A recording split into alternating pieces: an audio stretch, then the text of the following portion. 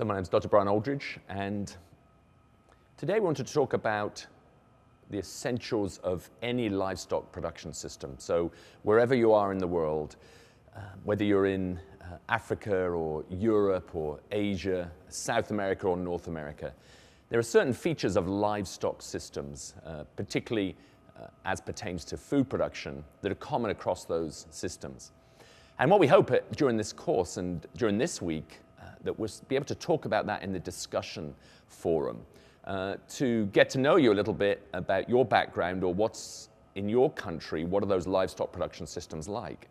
And one of the great advantages of a course like this is that we can have an international dialogue, and it's going to be interesting to hear about countries that we're unfamiliar with, that we haven't traveled to, and to hear about what their livestock systems are like. So I really want to talk about livestock farming systems in just 4 areas, really. One is the considerations of market. So when you're thinking about establishing a livestock food production enterprise, you have to consider market. Secondly, I want to talk about the resources. So it's unwise to think about setting up a system where you don't have the resources for that system to be sustainable.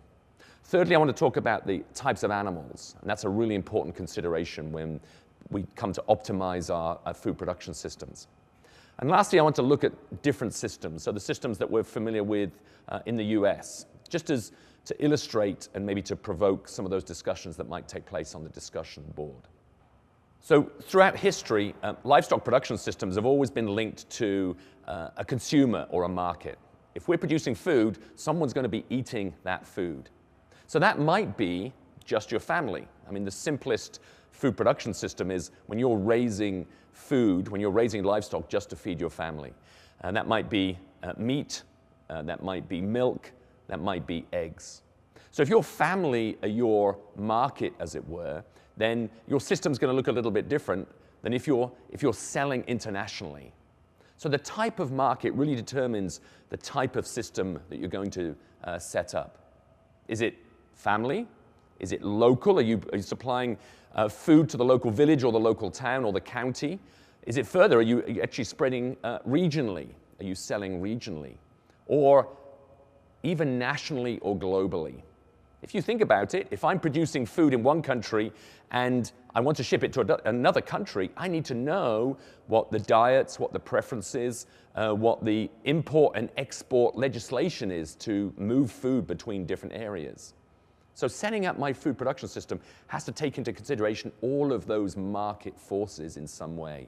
And I need to evaluate that and have some sense of it before I set up my livestock system.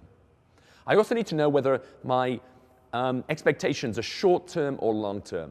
Am I doing it for a hobby and I just need to raise a certain amount of food for a short period of time, for a few years, for instance, just to feed my friends?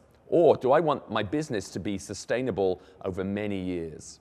And if that's true, I might need to think about a system which is flexible, that as the region or the national or the global demands change, then my livestock system can be changed to meet those demands as well. If you have one system and you don't look ahead, then you might be unable to adapt to their future needs.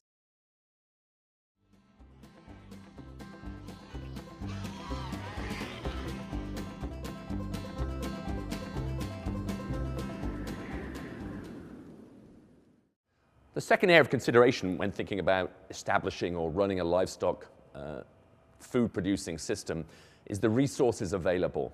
And this is going to determine really where you're going to place your system and what kind of system you can have if you're geographically restricted. So for instance, let's say you're in a mountainous area. It's going to be hard to raise high-producing dairy cows in a mountainous area. You might be restricted because those are your resources. You might have marginal grazing. You might have certain climatic demands. You might need a system in which the animals are heat resistant or they're cold resistant. So you have to take into all kinds of considerations, the resources that are available locally, the amount of land that you have. Can you have extensive grazing, or are you limited to a small area where you're going to think about an intensive system? What kind of buildings do you need? Do you need shelter at different times of the year? What are the available resources to build those buildings? Water's a huge resource, and it's a limitation in some areas. Some of the agricultural systems in California, for instance, water is one of the most important considerations.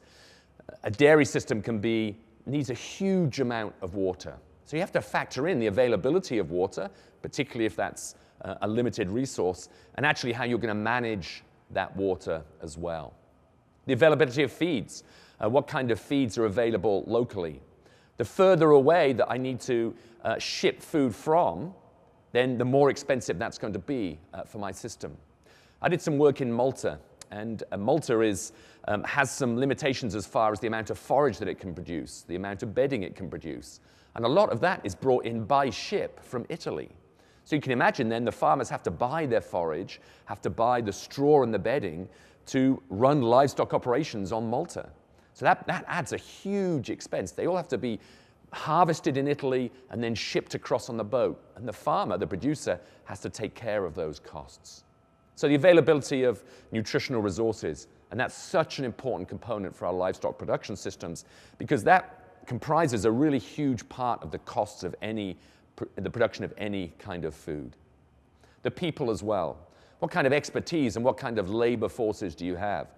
My dad's a farmer, and he's raised all kinds of livestock. Until recently, he had a group of sheep. As he's become older, it's hard for him to handle those sheep and to manage those sheep, though he still tries hard and he's still very fit. But that means you need labor for the high labor livestock production systems. It takes more labor for a dairy system where you need to milk 2 or 3 times a day than it is for poultry where you need to collect the eggs. So the availability of labor resources is another important component of consideration.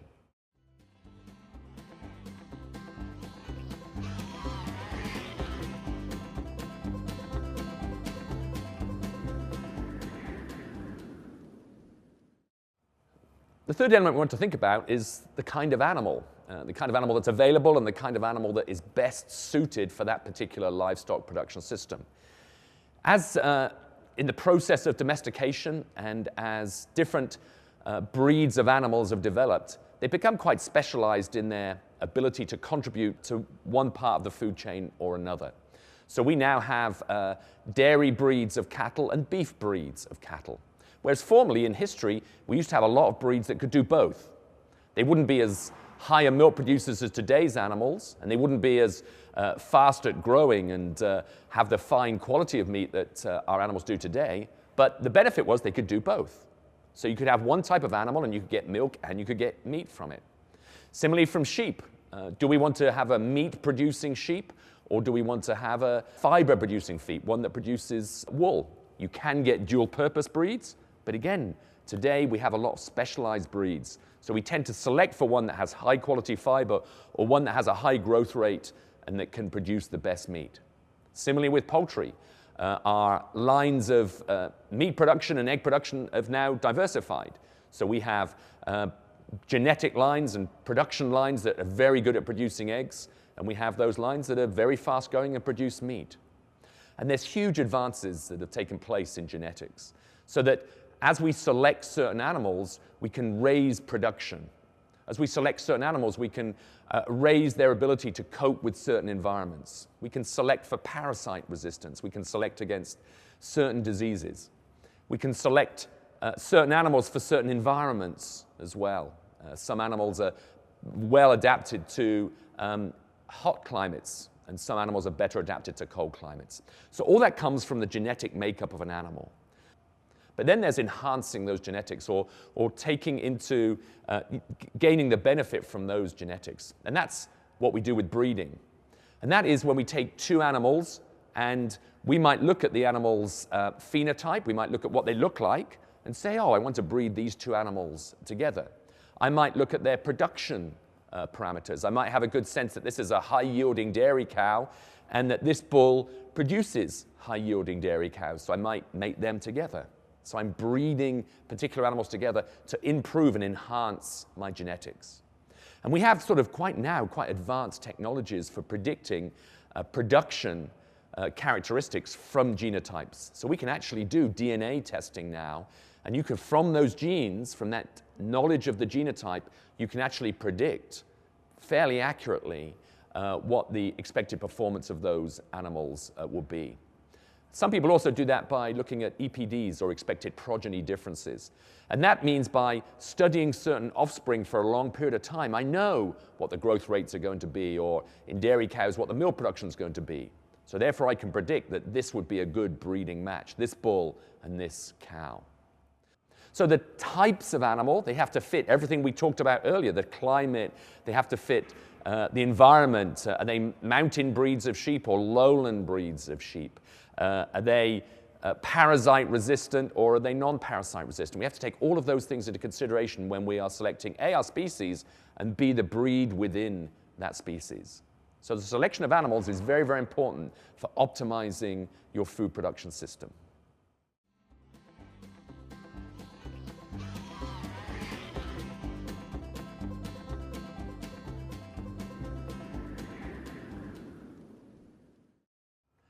The fourth element of livestock-based food-producing systems that we want to talk about is the system itself. So there's a lot of care and a lot of thought that actually goes into the system, what it looks like. What's the cycle of production? What happens at each different phase of an animal's life?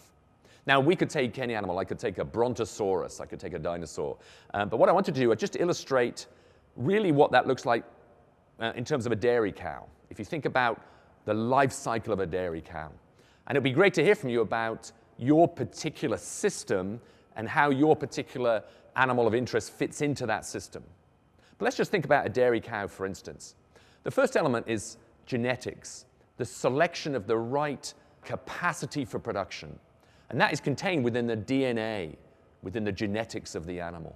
So there's selection and genetics, and then there's the taking advantage of that, that's the breeding aspect.